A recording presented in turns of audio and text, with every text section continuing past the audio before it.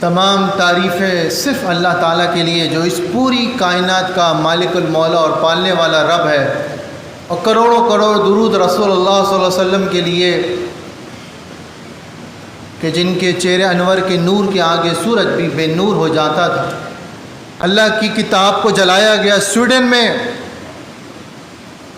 اگر شرم و حیا مسلمانوں میں رہتی تو گردنیں کٹ جاتی۔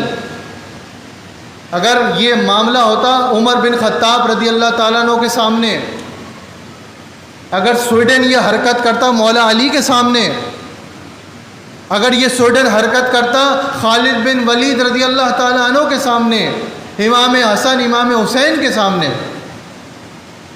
سوچو کہ کس طریقے سے جہاد اور کس طریقے سے سویڈن اور اہل مغرب کی گردنیں کاٹی جاتی۔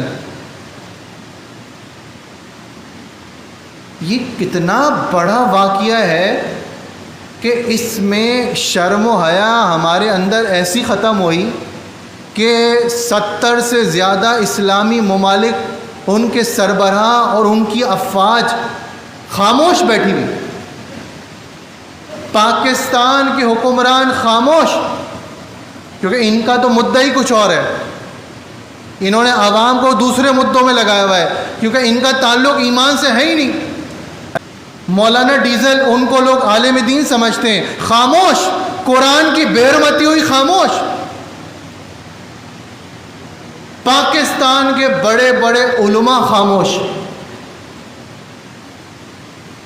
میرے سامنے سے تو کسی کی بھی سٹیٹمنٹ نہیں گزری ابھی تک۔ میں تو دیکھتا ہوں نا کون کیا کہہ رہا ہے، خاموش۔ جس کو یہودی ایجنٹ کہتے ہیں اس نے ضرور بولا ہے کہ جمعے کے دن یہ بنانا ہے قرآن کی عظمت کا دن۔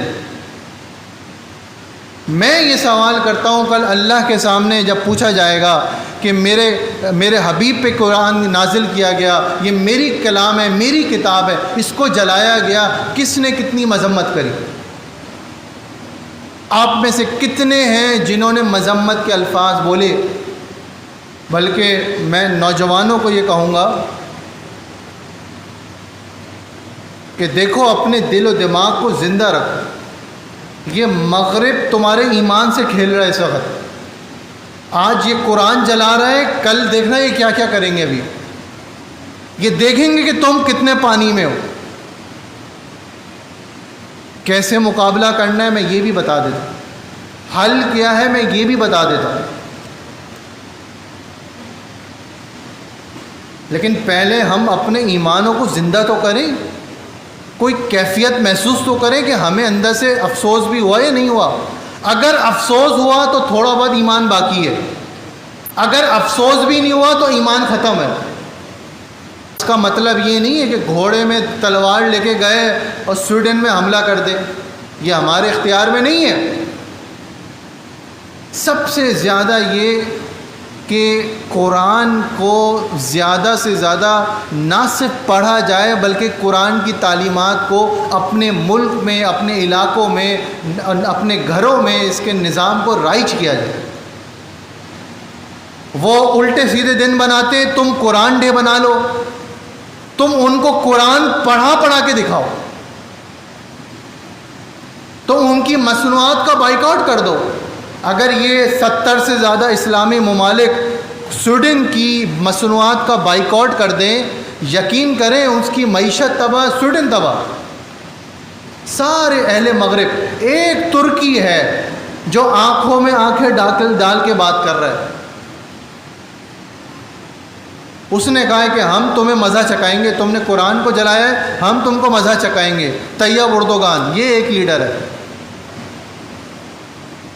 اتنا بڑا عذاب اللہ کا، حالانکہ ہم جانتے ہیں کہ قرآن کی حفاظت کی ذمہ داری اللہ تعالیٰ نے اپنے ذمے خود لی ہوئی ہے، لیکن اس کا مطلب نہیں ہے کہ ہم خاموش بیٹھے رہیں۔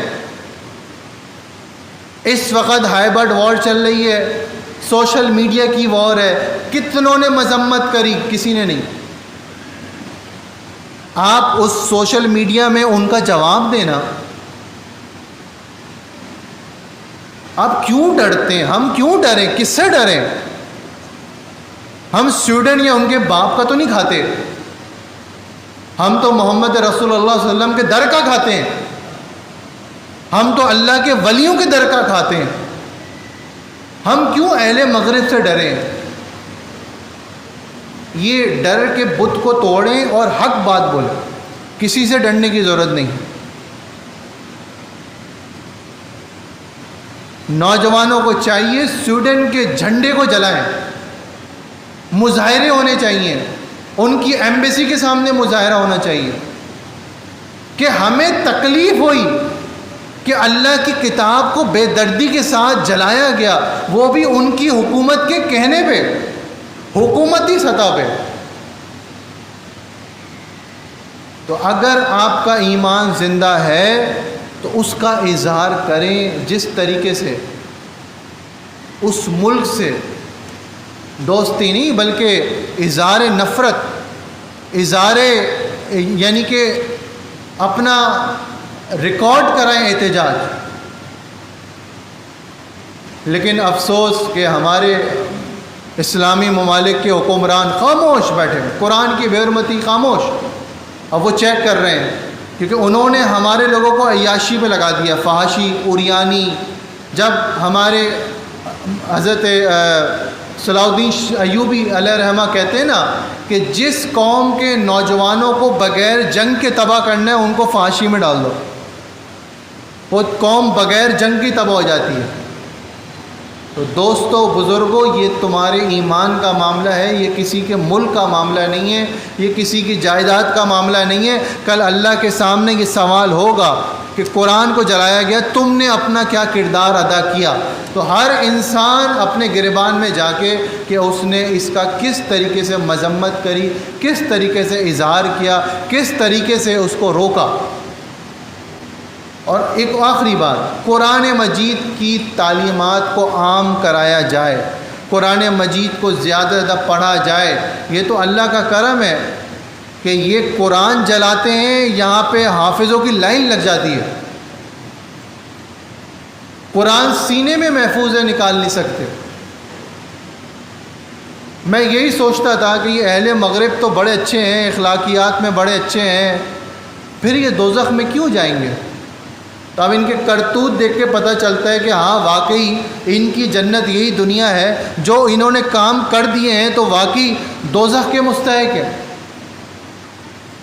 تو ہمیں اہل مغرب کے طریقوں پہ نہیں چلنا ہے، ہمیں ہمارے جو اسراف کے طریقے ہیں، خود غور کرو، طارق بن زیاد ہوتے، صلاح الدین ایوبی ہوتے، محمد بن قاسم ہوتے، ارطغرل غازی ہوتا، عثمان غازی ہوتا، یہ جتنے جنگجو یہ اگر ہوتے تو کم از کم اتنی ہمت نہیں تھی کسی میں کہ قرآن مجید کے ساتھ یہ ہو سکے۔ یہ چند دن بڑے اہم دن ہیں، اللہ سے دعا کریں کہ امن کے ساتھ یہ دن گزر جائیں اور پاکستان ایک بہتر معاملے کی طرف چل پڑے۔ وآخر دعوانا الحمدللہ رب العالمین۔